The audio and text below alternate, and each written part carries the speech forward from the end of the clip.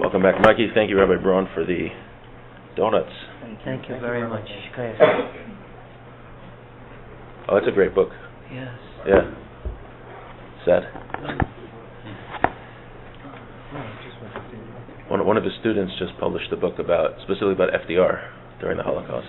That was a problem. It's a very damning book. It's how America did nothing during the Holocaust. It's worse than you thought. Okay. So we're on page 13 of the Art Scroll edition. I'm going to go back one paragraph. We're talking about some of the benefits of Bitachon, someone who lives with trust in Hashem. Someone who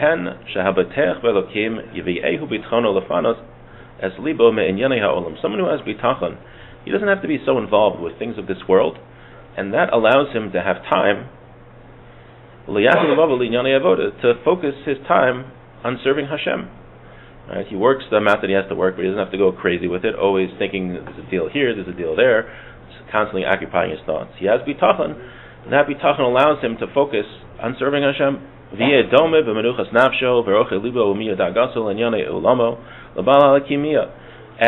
his peace of mind that he has, and that he's not worried about this world, he's like an alchemist. What's an alchemist? Somebody who can turn silver into gold, and copper and tin into silver, through wisdom and action. So even though people believe that alchemists exist back in the day, so that's why he's bringing that as a parable, that someone who has bitachon, your needs are provided for you, and therefore you're allowed to focus. You're able to focus. You have the ability to focus on serving Hashem, and you're like the alchemist who could just change anything into gold. And we mentioned last time that thinking is a very underrated activity. Right? Thinking is something which is very important that we don't do so much anymore. The average attention span for a younger person is about 2 minutes, and I think for an older person is about 3 minutes. People check their phones 150 times per day on average, and that we've trained ourselves to. This is my thing. We've trained ourselves, including myself. We've trained ourselves to not be able to think for a long period of time. And we see how important thinking is. The Ramchal says in the beginning of Mesilas Yesharim that the first step in being able to serve Hashem properly is to think. Think, what does Hashem want from me? And how am I going to accomplish that? And is what I'm doing living up to that goal that I have to serve Hashem properly? And that's what Paro tried to do when the Jews were trying to plan to leave Egypt. He inundated them with work so that they couldn't focus on thinking about Hashem. And that's what he's saying here, the Baal Chovos Halvavos, is that when you have bitachon, you're not inundated with work, you're not inundated with other things, because you have a menuchas nefesh that allows you the time to think. So thinking is a very important thing. So I thought it was important to go over that again. Okay. Now he's going to give us different comparisons to the alchemist. An alchemist to someone who has bitachon. An alchemist nowadays maybe is that somebody with a trust fund, or he has some very good investments, he has millions of dollars in mutual funds, he can just live off the interest, or a job that he doesn't have to work so hard. But he says someone who has bitachon is actually better than the alchemist in 10 ways. The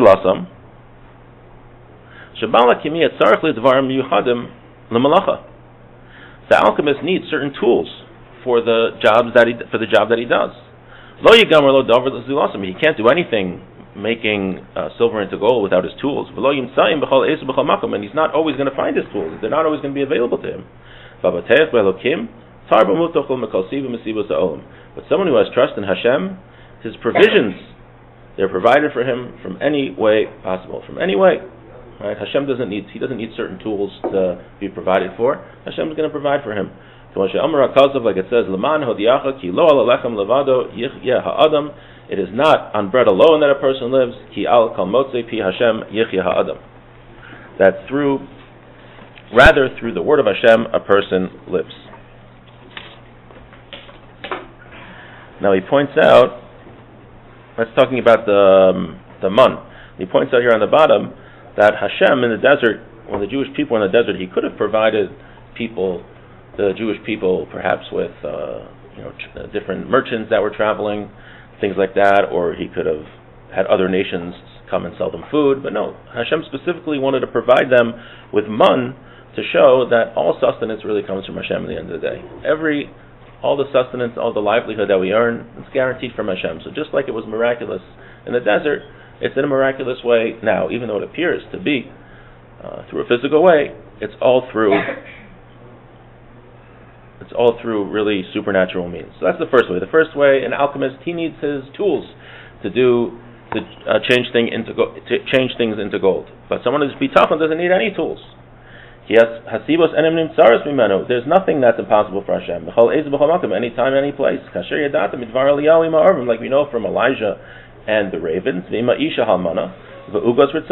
with the widow and the cold baked cakes in the water. What happened? Eliyahu told Achav, Hashem told Eliyahu to tell Achav that the Jewish people he was causing the Jewish people to sin by worshiping idols, and that Hashem was going to bring a famine. So Hashem sent Eliyahu to a cave that had a stream by it, and he had ravens bring food to Eliyahu, and there was a stream, there was water that came, and that lasted for a few years. And actually the Gemara says that the ravens actually took the food from Achav's palace and brought it to Eliyahu. Hashem did it in a miraculous way. And after a few years the stream dried up, and he went to a widow's house. And he said, "Can you feed me?" And she said, "I only have a little bit, like a handful of flour and oil and a little bit of water. Like I can't." He said, "Don't worry, feed me. You'll have enough." And from that little bit of flour and water and oil, he survived for a year. I think it was a year. Yeah. So we see Hashem could provide in miraculous ways. So just like Hashem did that then, He could do it now. Udvar Avadia Iman Neviim. The same thing with Avadia with the prophets. She'amar, now Avadia worked for Achav, but he was really faithful to the prophets and to Hashem. And when Achav wanted to kill the prophets, She'amar, he says, Va'asbi Nevi Hashem Mea Ish Chamishim Ish B'Mayra V'Achaltalim Lechem Umayim. I hid from the prophets of Hashem 500 men, 500 prophets of Hashem, 50 in each cave.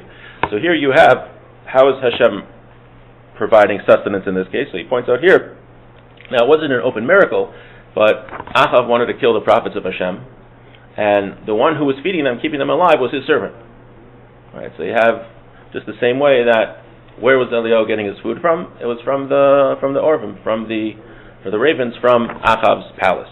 So Hashem can provide a person with sustenance any way He sees fit. It could be miraculous, like it was with Eliyahu, and the flour and the oil with the widow, or it could not be miraculous, but just in a way that defies logic, that the very enemy, the servant of the enemy that's trying to kill them, is the one bringing them sustenance. Because in the end of the day, just like Hashem provided for us in the desert, He provides to us now, even if it looks like it's coming through natural means. V'amar, it says, Kfira Mashuvra Evu V'darsha Hashem Lo Yatzru Chotov.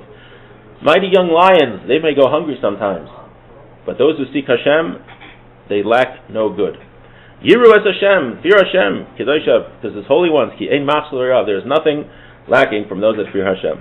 So really the ticket to success is fearing Hashem. Those that fear Hashem, Hashem provides for them. Vasheni, so that's the first way. The second way, that someone who has bitachon is better than an alchemist. The alchemist has to have a certain trade. He has to know how to operate his alchemy tools. He can't do it without it. Now it could be dangerous because he's working in the shop. Now it could be the vapors and the different smells are going to hurt him. It's like he's working in the coal mine night and day. So those damaging things could hurt him. Someone who trusts in Hashem, he's guaranteed to be safe from bad things that could happen to him. And his heart is confident from encountering bad things. Everything he gets from Hashem will be with happiness. And everything will provide for him with serenity. Like it says, he lies me down in luscious pastures. He lays me down by the waters. So we don't have alchemists nowadays, but you could really bring a similar case to somebody who's has a ton of money in the stock market. He has a mutual fund. He has millions of dollars in the mutual fund, And even such, would you rather have bitachon or have millions of dollars in the mutual fund? So the Chovos Haba always tell you it's better have bitachon. Someone who has millions of dollars in the mutual fund, he's got to worry about the market. Who knows if certain people are reelected, then the market will go down. He'll lose tons of money, right? There's things to be nervous about. Okay, let's do one more. One more thing. How someone who has bitachon is better, because the alchemists back in the Middle Ages, that was like the spitz, right? That was like the best job ever. He was just making gold. The alchemist can't trust anyone with his secret. Because he's afraid for his life, right? If the king finds out that he's making gold, not allowed to do that. It's counterfeit. He's a counterfeiter, basically. He can get killed. So he's always living with anxiety that maybe I can't share my secret with anybody.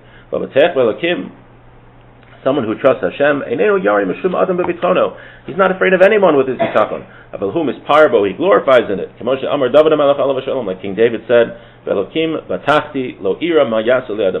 faith in Hashem. I'm not worried what any person might do to me. Someone who has faith in Hashem doesn't have to worry what other human beings are going to have to do.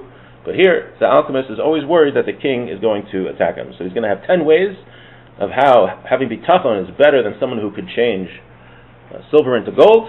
And we've done 3. So next week we'll do a few more. Thanks again for the